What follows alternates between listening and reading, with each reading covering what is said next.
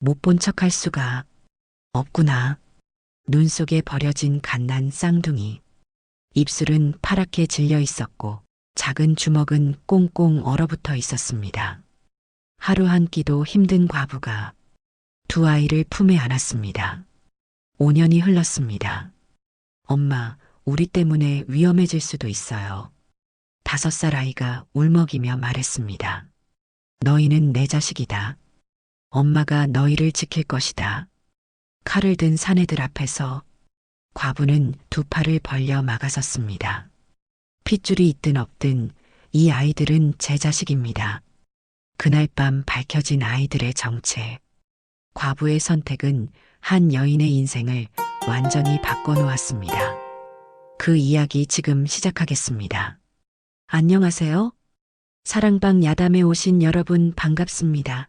항상 건강하세요. 영상 전 구독, 좋아요 눌러주시고 오늘 야담 시작하겠습니다. 그해 초겨울이었습니다. 북풍이 매서워지고 첫눈이 내린 지 사흘째 되던 날 마을 끝자락에 사는 과부 김 씨는 지게를 지고 산으로 올라갔습니다. 35 젊은 나이에 남편을 잃고 혼자 살아온 지 벌써 7년째였습니다. 겨울나기 위해서는 땔감이 필요했고 과부에게 땔감을 대주는 사람은 아무도 없었습니다. 산길은 이미 눈으로 덮여 있었습니다. 발목까지 빠지는 눈을 헤치며 올라가는 발걸음은 무거웠습니다. 그러나 멈출 수 없었습니다. 추운 겨울을 나려면 나무를 해야 했고 나무를 하려면 산을 올라야 했던 겁니다. 한참을 올라 마른 나뭇가지를 모으고 있을 때였습니다. 으아, 어디선가 희미한 울음소리가 들려왔습니다. 손을 멈추고 귀를 기울였습니다. 바람소리인가 싶었으나 아니었습니다. 분명 무언가 우는 소리였습니다. 짐승 울음과는 달랐습니다. 더 가늘고 더 애절했지요. 저게 무슨 소리람. 나무를 하던 손도구를 내려놓고 소리가 나는 쪽으로 발걸음을 옮겼습니다. 눈 덮인 숲속으로 들어갈수록 울음소리는 점점 또렷해졌습니다.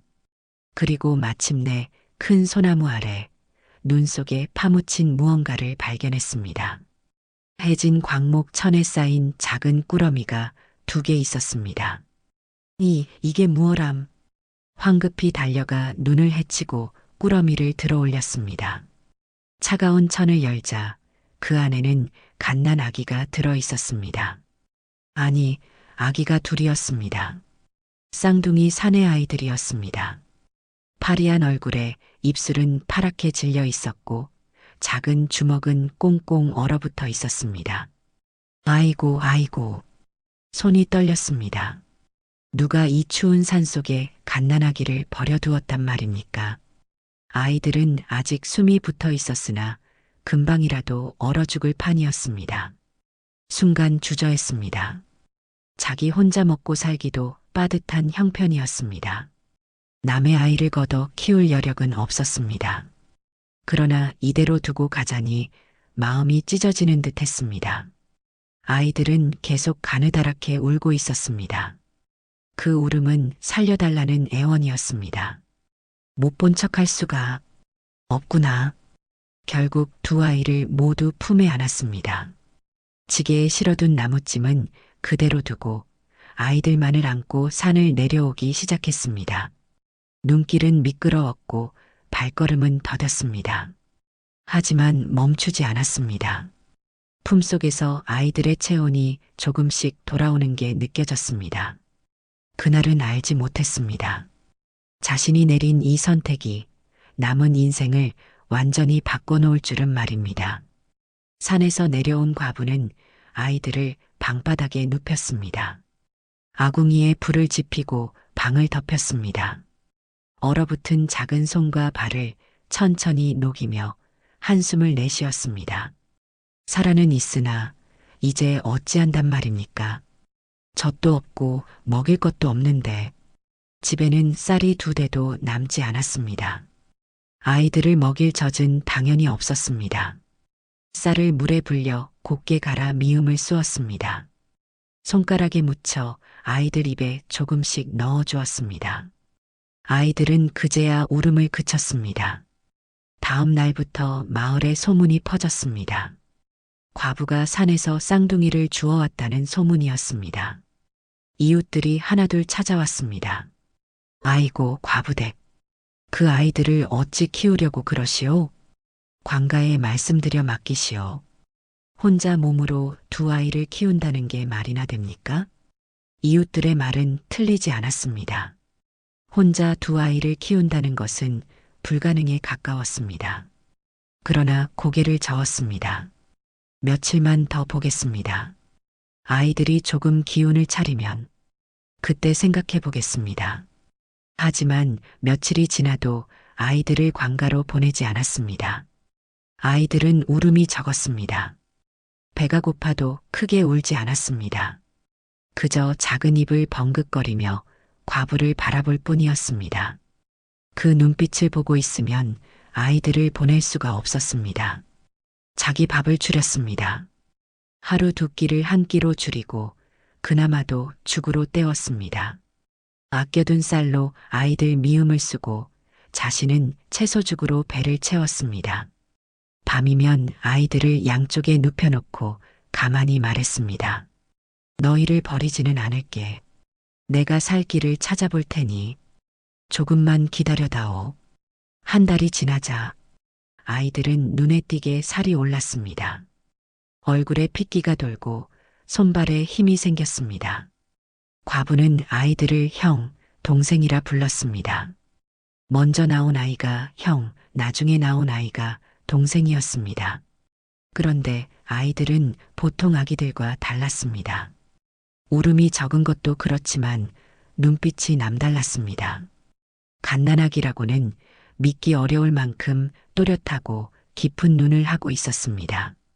말을 걸면 알아듣는 듯 눈을 깜빡였고 무언가 필요한 것이 있으면 눈빛으로 신호를 보냈습니다. 더 신기한 것은 쌍둥이끼리의 교감이었습니다. 형이 배고파할 때면 동생이 조용히 있었고 동생이 울 때면 형이 잠잠했습니다. 번갈아가며 과부를 힘들게 하지 않으려는 듯 했습니다. 어린아이가 그럴 리 없건만 그렇게 보였습니다. 이 아이들은 뭔가 다르구나. 점점 확신하게 되었습니다. 이 아이들이 평범한 집안의 자식이 아니라는 것을 말입니다. 아기를 싸고 있던 광목천도 보통 천이 아니었습니다. 자세히 보니 명주실로 짠 고운 천이었습니다. 계절이 바뀌어 봄이 왔습니다. 밭일을 하러 나가야 했습니다. 아이들을 집에 두고 나갈 수밖에 없었습니다. 그런데 돌아올 때마다 아이들은 울지 않고 조용히 누워 있었습니다. 마치 엄마가 돌아올 시간을 알고 기다리는 듯 했습니다. 이웃들도 이제는 혀를 내둘렀습니다. 과부댁 아이들 참 신통하오. 저렇게 얌전한 쌍둥이는 처음 보는구려. 아이들이 돌이 지나자 더욱 놀라운 일이 벌어졌습니다. 걸음마를 시작한 아이들은 집 밖으로 나가려 하지 않았습니다. 다른 아이들은 밖으로 나가 놀고 싶어 하는데 이 아이들은 집 안에만 있으려 했습니다. 마치 자신들이 밖에 나가서는 안 된다는 것을 아는 듯 했습니다. 3살이 되자 아이들은 말을 배우기 시작했습니다. 그런데 이상한 일이 벌어졌습니다. 산에 나무하러 갈 때 아이들을 데리고 가면 아이들은 길을 잃지 않았습니다. 오히려 과부보다 산길을 더 잘 알았습니다. 엄마, 이쪽으로 가면 안 돼요. 왜 그러느냐? 저기 위험해요. 형이 가리킨 곳에는 며칠 전 무너진 벼랑이 있었습니다. 알지 못했던 위험을 아이는 알고 있었던 겁니다. 또 한 번은 동생이 풀밭에서 무언가를 뜯어왔습니다. 엄마, 이거 먹으면 배 안 아파요. 그것은 약숙이었습니다. 배탈이 났을 때 4살밖에 안 된 아이가 약초를 알고 있었습니다. 가르쳐 준 적이 없었는데도 말입니다. 너희는 어찌 이런 걸 아느냐? 아이들은 대답하지 않았습니다. 다만 눈빛으로만 무언가를 말하는 듯 했습니다. 날씨도 아이들은 미리 알았습니다. 엄마, 오늘은 산에 가면 안 돼요.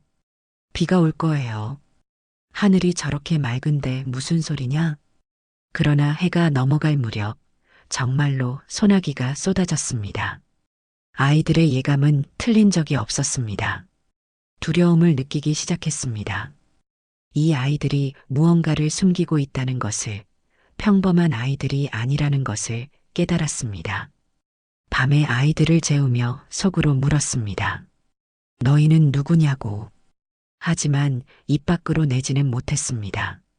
아이들이 대답할 수 없다는 것을 알았기 때문입니다. 그날 밤 처음으로 생각했습니다. 이 아이들을 숨겨야 한다고 말입니다. 아이들이 5살이 되던 해봄이었습니다. 장날에 아이들을 데리고 장터에 나갔습니다. 실을 사고 바늘을 사야 했습니다. 아이들은 치마폭을 잡고 조용히 따라왔습니다. 그때였습니다. 저 아이들을 보게 낯선 사내가 아이들을 물끄러미 바라보았습니다. 상투를 틀고 두루마기를 입은 양반처럼 보이는 사람이었습니다. 사내는 아이들 곁으로 성큼 다가왔습니다. 아이들이 몇 살이요? 5살입니다. 쌍둥이로구려. 부모는 어디 있소? 가슴이 철렁 내려앉았습니다. 왠지 모르게 이 사람에게 사실을 말해서는 안 될 것 같았습니다. 제 자식들입니다. 그래, 아이 아버지는 일찍 세상을 떠났습니다. 사내는 아이들을 한참 동안 들여다보았습니다. 그리고는 고개를 끄덕이며 돌아섰습니다. 그러나 몇 걸음 가다가 다시 돌아보았습니다.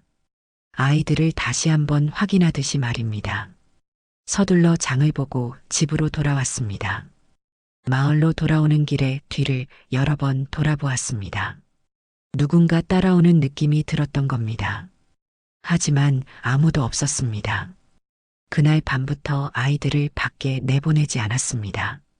엄마, 우리 밖에 못 나가요? 요즘 날씨가 좋지 않구나. 집에서 놀아라. 아이들은 고개를 끄덕였습니다. 마치 자신들이 숨어야 한다는 것을 이미 알고 있다는 듯이 말입니다. 며칠 후 또 다른 낯선 사람이 마을에 나타났습니다. 과분의 집을 수소문하며 돌아다니는 중이었습니다.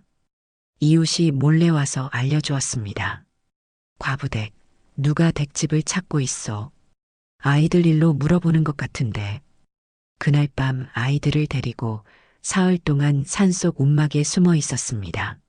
낯선 사람이 마을을 떠났다는 소식을 듣고서야 내려왔습니다. 이제 확신했습니다. 누군가 아이들을 찾고 있다는 것을, 그리고 그들이 좋은 의도로 찾는 것이 아니라는 것을 말입니다. 그해 여름 장마가 시작되었습니다. 비는 열흘째 계속 내렸고 천둥과 번개가 밤하늘을 갈라놓았습니다. 아이들과 함께 방 안에 앉아 있었습니다. 번개가 번쩍일 때마다 아이들은 움찔했습니다. 아이들을 양쪽에 끌어안았습니다. 형과 동생은 서로를 꼭 껴안고 있었습니다. 그때 형이 떨리는 목소리로 입을 열었습니다. 엄마, 왜 그러느냐? 우리, 기억나요? 가슴이 철렁 내려앉았습니다. 아이들이 무슨 말을 하려는지 알 것 같았습니다. 무엇이 기억나느냐? 형의 눈에서 굵은 눈물이 똑똑 떨어졌습니다. 큰 기와집이요. 마루가 넓고 붉은 기둥이 하늘까지 닿을 것 같았어요. 우리를 안아주시던 따뜻한 손이 있었어요. 동생도 울먹이며 말을 이었습니다. 처음엔 조용했어요. 밤에 자장가를 불러주시는 분도 있었어요. 그런데 어느 날부터 밖이 시끄러워졌어요. 문 밖에서 어른들이 싸우는 소리가 들렸어요. 쌍둥이는 불길하다. 둘을 다 키울 순 없다. 후사가 둘이면 나라가 어지러워진다는 말들. 형이 작은 주먹을 꽉 쥐며 말했습니다. 그날 밤 누군가 방문을 열고 들어왔어요. 횃불을 든 사람들이 우리를 내려다봤어요. 한 사람이 말했어요. 이 아이들을 살려두면 안 된다. 씨를 말려야 한다고. 동생이 형 팔을 붙들고 떨었습니다. 무서웠어요. 우리를 안아주시던 분이 제발, 제발 하고 울었어요. 그런데 그 사람들이 그분을 끌고 나갔어요. 그리고 그날 밤이었어요. 누군가 우리를 이불째 들쳐 업었어요. 숨이 막혔어요. 밖으로 나가니 바람이 얼음장처럼 차가웠어요. 계속 산을 올라갔어요. 발 아래서 나뭇가지 부러지는 소리가 났어요. 우리는 소리도 못 냈어요. 이불 속에서 꼼짝도 못했어요. 형이 눈물을 뚝뚝 흘리며 말했습니다. 산꼭대기쯤에서 그 사람이 우리를 내려놨어요. 이불을 벗기면서 말했어요. 미안하다. 하지만 나도 살아야 한다고. 그리고 뛰어갔어요. 돌아보지도 않고 발소리가 점점 멀어졌어요. 동생이 흐느끼기 시작했습니다. 너무 추웠어요, 엄마. 형이랑 서로 껴안고 있었는데도 손발이 얼어갔어요. 형이 제 손을 계속 주물러 줬어요. 동생아, 조금만 참아. 누가 올 거야 하면서. 하지만 아무도 안 왔어요. 점점 소리도 안 나고, 눈도 안 떠지고, 우리 이대로 죽는구나 생각했어요. 형이 과부의 손을 꼭 잡았습니다. 그런데 엄마 목소리가 들렸어요. 이게 무엇람?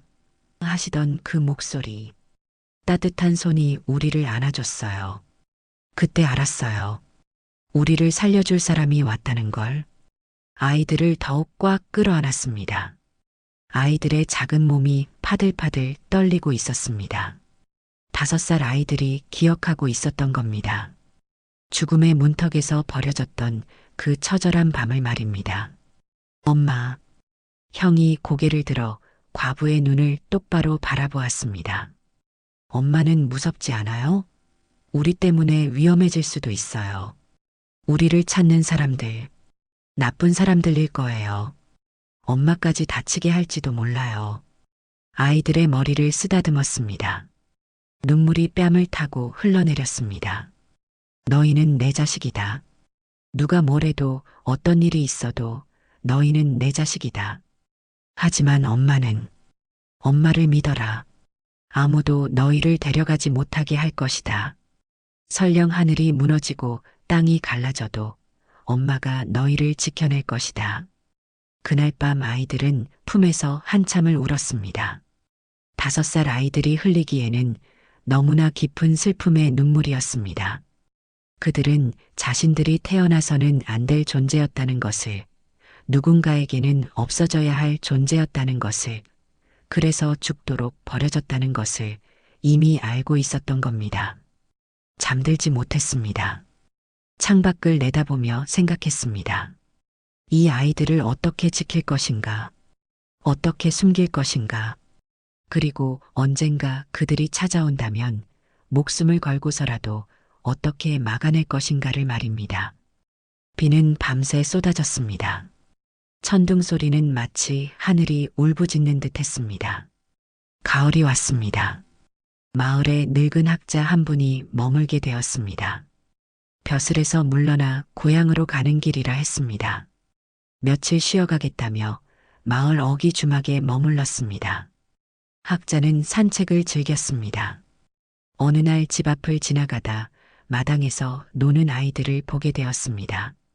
아이들은 마당에서 나뭇가지로 글자를 쓰며 놀고 있었습니다. 학자는 걸음을 멈췄습니다. 저 아이들이 글을 아는가? 놀라 나왔습니다. 아닙니다. 그저 흉내만 내는 것입니다.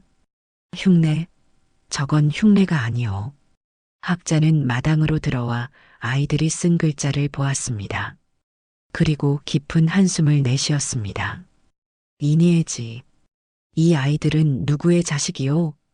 제 자식들입니다. 학자는 고개를 천천히 저으며 말했습니다. 안으로 들어가 이야기합시다. 방 안에 들어간 학자는 문을 닫고 조용히 말했습니다. 이 아이들은 양반가 자식이요. 그것도 높은 가문이. 어찌 그걸 아십니까? 저 나이에 사서의 글자를 쓴다는 것은 이미 3살 때부터 글을 배웠다는 뜻이요. 그런 조기 교육을 시킬 수 있는 집안은 대갓집 정도는 되어야 하오. 학자는 아이들을 다시 보며 말을 이었습니다. 게다가 저 생김새, 눈매며 콧날이 예사롭지 않소. 고운 선비 집안의 혈통이 분명하오. 학자는 말을 멈췄습니다. 무언가 떠오른 듯 했습니다. 혹시 이 아이들을 산에서 주었소? 대답할 수 없었습니다. 그렇다면 짐작이 가오. 몇 년 전 조정에서 큰 사건이 있었소. 한 선비가 역모로 몰려 처형당했는데 그에게 쌍둥이 아들이 있었다는 소문이. 하지만 아이들의 시신은 발견되지 않았소. 그럼 이 아이들이 권력 다툼에 희생된 아이들이요. 후사를 두고 벌어진 다툼에서 있어서는 안 될 아이들로 찍혔을 것이요. 어떻게 해야 합니까? 학자는 과부의 눈을 똑바로 바라보았습니다. 숨기시오. 절대 밖에 내보내지 마시오. 그리고 각오를 하시오. 언젠가 그들이 반드시 찾아올 것이오. 학자가 떠난 지 한 달 후였습니다. 어느 날 아침 비단 도포를 입은 사내 셋이 집 앞에 나타났습니다. 말을 타고 온 그들은 마을 사람들이 모두 숨을 죽일 정도로 위압적인 기세를 풍기고 있었습니다. 이 집이 과부 김씨 집이요? 그렇습니다. 떨리는 목소리로 대답했습니다. 아이들은 이미 뒷방 장롱 속에 숨겨둔 상태였습니다. 쌍둥이 사내 아이들을 키운다고 들었소. 예. 사내들은 마당으로 들어섰습니다. 말발굽이 땅을 찍을 때마다 쿵쿵 소리가 났습니다. 그 아이들을 당장 내놓으시오. 왜 아이들을 찾으십니까? 묻지 말고 데려오시오. 우리는 시간이 없소. 움직이지 않았습니다. 사내 하나가 말에서 내려 방으로 다가왔습니다. 안 됩니다. 문 앞을 막아섰습니다. 사내가 칼자루에 손을 올렸습니다. 천천히 칼을 빼내는 소리가 쇳소리를 냈습니다. 비키시오. 우리는 얘를 갖춰왔으나 더 이상은 참지 않겠소. 이 아이들은 제 자식입니다. 아무도 데려갈 수 없습니다. 사내의 눈빛이 차갑게 식었습니다. 당신이 누군지 우리는 다 알고 있어. 과부 김씨, 홀로 사는 가난한 여인. 그런 당신이 갑자기 쌍둥이를 키운다? 수상하지 않소? 다른 사내가 다가오며 말했습니다. 우리는 얘를 갖춰왔어. 그 아이들을 순순히 넘기면 당신에게 은자 100냥을 주겠소. 이 돈이면 평생 편히 살 수 있어. 100냥이면 평생 일해도 모을 수 없는 큰 돈이었습니다. 하지만 고개를 저었습니다. 돈은 필요 없습니다. 아이들은 절대 줄 수 없습니다. 사내의 얼굴이 일그러졌습니다. 칼끝이 과부의 목 가까이 다가왔습니다. 그렇다면 협박하겠소. 그 아이들을 넘기지 않으면 당신도 무사하지 못할 것이요. 남의 자식을 훔쳐 키웠다는 죄로 관가에 끌려갈 것이요.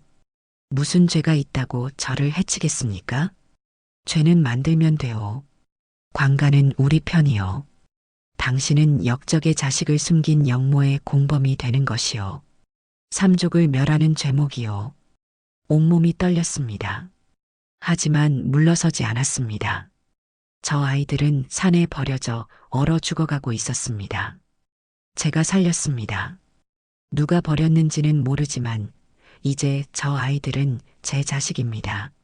그때 뒷방 문이 벌컥 열렸습니다. 형과 동생이 나왔습니다. 아이들은 과부 뒤에 섰습니다. 엄마를 괴롭히지 마세요. 형이 또렷하게 소리쳤습니다. 겨우 5살 아이의 목소리라고는 믿기 어려울 만큼 당당한 목소리였습니다. 우리는 여기 있을 겁니다. 엄마 곁에 있을 겁니다. 동생도 형 옆에 서서 말했습니다. 엄마가 우리를 살려주셨어요. 엄마가 우리 진짜 엄마예요. 우리는 엄마 없이 못 살아요. 사내들은 아이들을 보며 얼굴을 굳혔습니다. 정말 그 아이들이로군. 생김새가 그대로구나. 이 나이에 벌써 저런 기계를.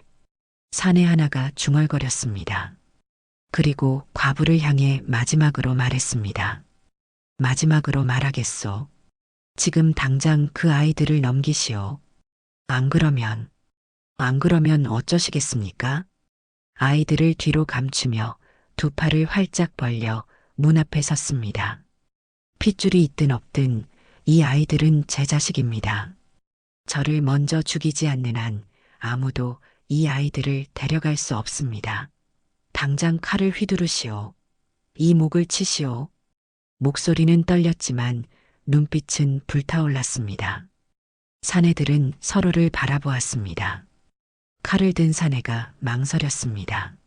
한낱 과부를 죽이는 것쯤 아무것도 아니었으나 저 눈빛 앞에서는 선뜻 칼을 휘두를 수 없었습니다. 결국 사내들은 말에 올라탔습니다. 후회하게 될 것이요.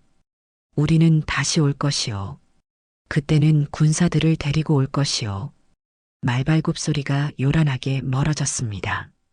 그 소리가 완전히 사라진 후 과부는 그 자리에 주저앉았습니다. 온몸에 힘이 빠졌습니다. 아이들이 달려와 과부를 껴안았습니다. 엄마, 엄마, 괜찮다.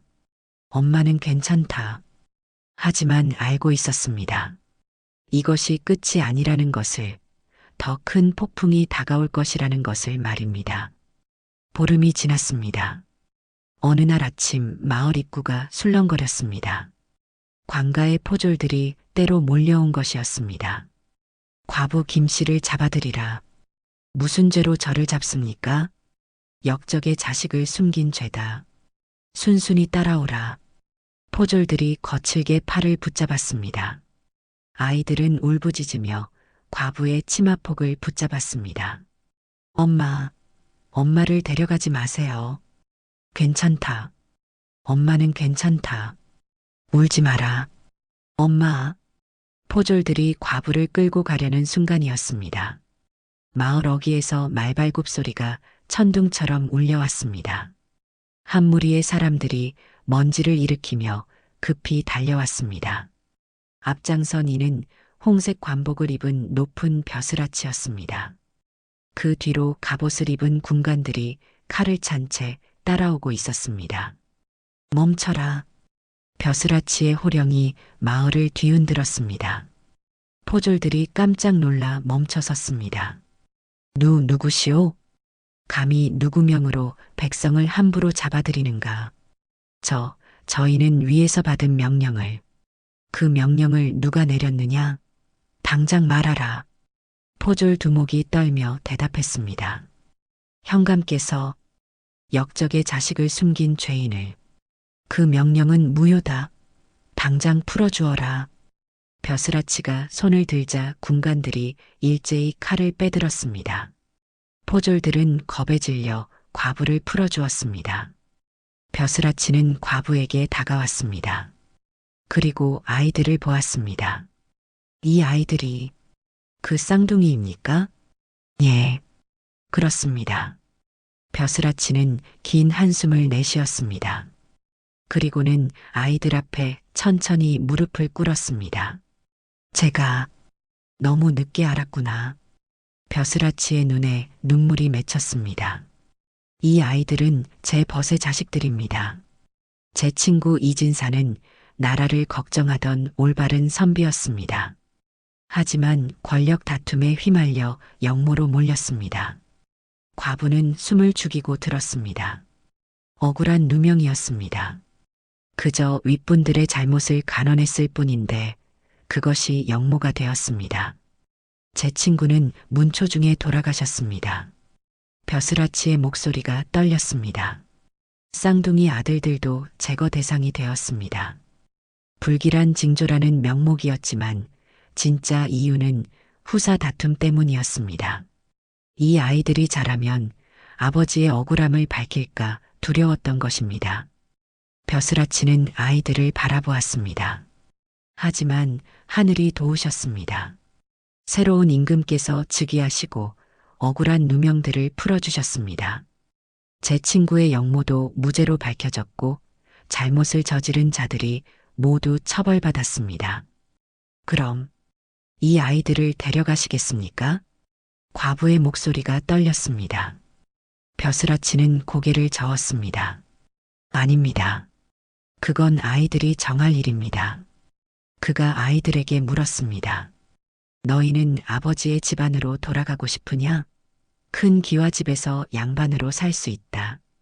좋은 옷을 입고 좋은 음식을 먹을 수 있다. 형과 동생은 서로를 바라보았습니다. 그리고 과부를 꼭 껴안았습니다. 우리는 엄마 곁에 있을래요. 여기가 우리 집이에요. 엄마가 있는 곳이 우리 집이에요. 벼슬아치는 눈물을 닦으며 고개를 끄덕였습니다. 그렇다면 이 아이들은 과부 김 씨의 자식으로 정식 기록하겠습니다. 법적으로도 완전히 당신의 자식이 되는 것입니다. 정말 그래도 됩니까? 당신은 이 아이들의 목숨을 구했습니다. 추운 겨울산에서 죽어가던 아이들을 살렸습니다. 당신이야말로 이 아이들의 진짜 어미입니다. 벼슬아치는 일어서며 말했습니다. 그리고 이 아이들의 아버지 재산과 땅이 일부 남아 있습니다. 모두 당신에게 전해드리겠습니다. 아이들을 키우는 데 쓰십시오. 과부는 눈물을 줄줄 흘렸습니다. 아이들도 울었습니다. 위험이 끝났다는 안도감과 이제 정말로 법적으로도 가족이 되었다는 기쁨이 뒤섞인 눈물이었습니다. 계절이 여러 번 바뀌었습니다. 형과 동생은 무럭무럭 자랐습니다. 벼슬아치가 약속한 대로 밭과 집이 내려졌습니다. 더 이상 굶주릴 걱정은 없었습니다. 그러나 과부는 큰 집으로 이사하지 않았습니다. 여기가 좋습니다. 여기서 아이들을 처음 키웠으니까요. 이 집에 우리의 추억이 있으니까요.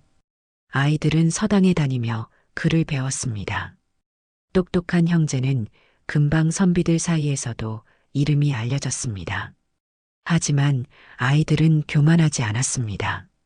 집에 돌아오면 어머니 일을 거들었고 이웃들에게도 예의 바르게 대했습니다. 저 아이들 보게 양반 자식이면서도 저렇게 겸손하니 과부댁이 참 잘 키웠어. 어느 봄날이었습니다. 형제가 과부에게 말했습니다. 엄마, 우리 친아버지 묘소에 다녀와도 될까요? 그러거라. 한 번쯤은 가봐야지. 형제는 먼 길을 떠났습니다. 친아버지의 묘소를 찾아가 절을 올렸습니다. 그리고 돌아와서는 과부에게 말했습니다. 엄마, 우리는 아버지가 두 분이에요. 그게 무슨 말이냐? 한 분은 우리를 낳아주셨어요. 그분께는 감사드려요. 하지만 또 한 분은 우리를 사람으로 만들어주셨어요. 사람으로 만들어주다니? 형이 말했습니다. 엄마는 우리에게 사랑이 뭔지 가르쳐 주셨어요. 누군가를 아끼는 마음을, 누군가를 위해 목숨까지 내놓는 마음을 가르쳐 주셨어요. 동생이 말을 이었습니다. 그게 사람이잖아요. 피보다 마음이 더 중요하다는 걸 엄마가 보여주셨어요. 과부는 두 아들을 안았습니다. 세월이 더 흘렀습니다. 형제는 장성하여 과거에 급제했습니다. 형은 장원, 동생은 차석이었습니다. 마을은 물론 온 고을이 떠들썩했습니다. 과부의 아들들이 훌륭한 선비가 된 것이었습니다. 관가에서 다시 벼슬아치가 찾아왔습니다. 아이들의 신분을 완전히 회복시켜 주겠습니다. 원래 집안으로 돌아가게 할 수도 있습니다. 집안의 땅과 재산도 모두 돌려받을 수 있습니다. 하지만 형제는 거절했습니다. 저희는 과부 김 씨의 아들입니다. 그것으로 충분합니다. 재산도 필요 없습니다. 엄마가 계신 곳이 저희 집입니다. 마을 사람들은 모두 감탄했습니다. 한때 산에 버려져 죽을 뻔했던 아이들이 한때 하루 한 끼로 연명하던 과부가 이제는 마을에서 가장 존경받는 가족이 된 것이었습니다. 세월이 흘러 과부는 늙었습니다.